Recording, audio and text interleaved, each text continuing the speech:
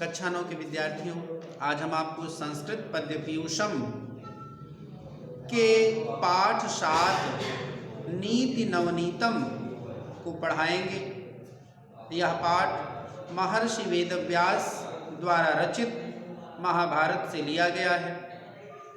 इसमें महात्मा विदुर के द्वारा धृतराष्ट्र को नीति के उपदेश देने का वर्णन है।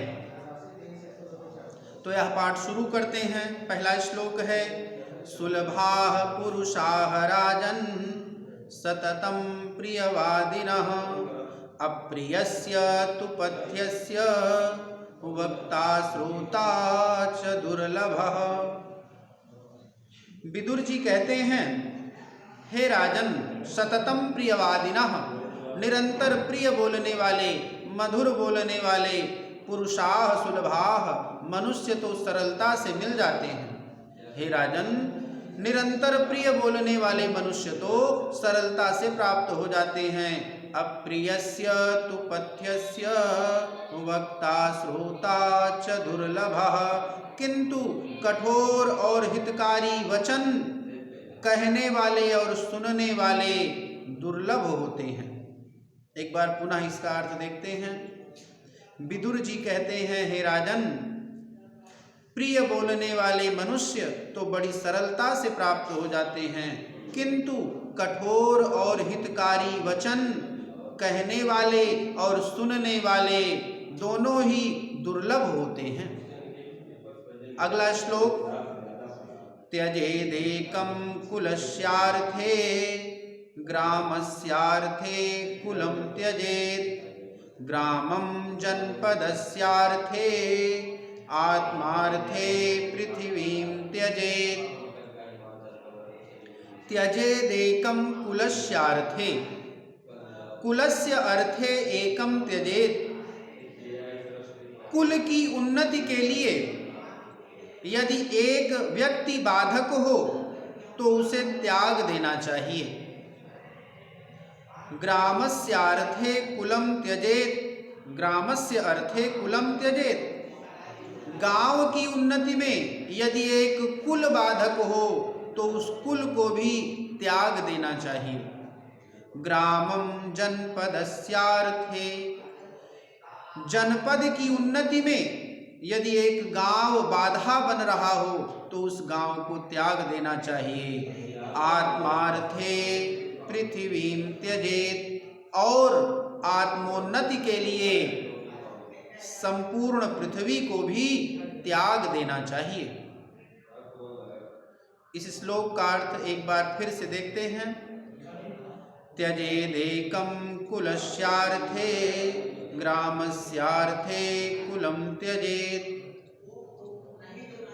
कुल की उन्नति में यदि एक व्यक्ति बाधक बन रहा हो तो उसे त्याग देना चाहिए।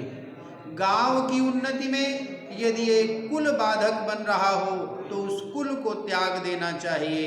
जनपद की उन्नति में ग्रामम जनपदस्यार्थे, जनपद की उन्नति में यदि एक गांव बाधक हो तो उस गांव को त्याग देना चाहिए।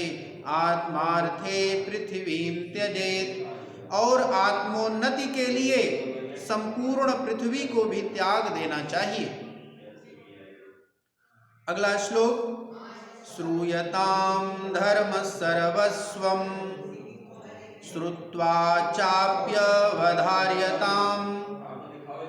आत्मनः प्रतिकूलानि परेषां न समाचरेत्।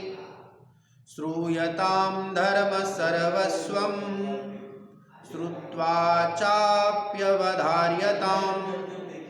आत्मनः प्रतिकूलानि परेषां न समाचरेत्।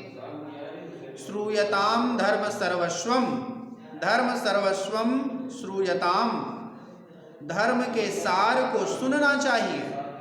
विदुर जी कहते हैं, हे राजन, धर्म के सार को सुनना चाहिए।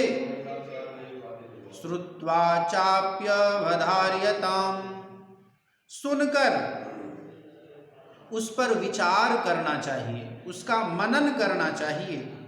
आत्मनः प्रतिकूलानि, जो कार्य और व्यवहार अपने लिए अच्छा न लगे, परेषां न समाचरेत्, दूसरों के साथ वैसा कार्य व्यवहार नहीं करना चाहिए।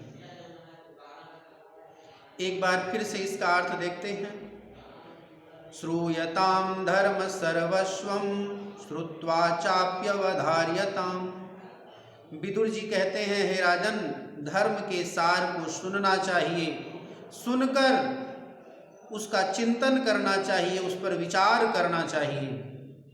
और हाँ, आत्मनः प्रतिकूलानि परेषां न समाचरेत्, जो कार्य व्यवहार अपने लिए उचित न लगे, वैसा कार्य व्यवहार दूसरों के साथ कदापि नहीं करना चाहिए।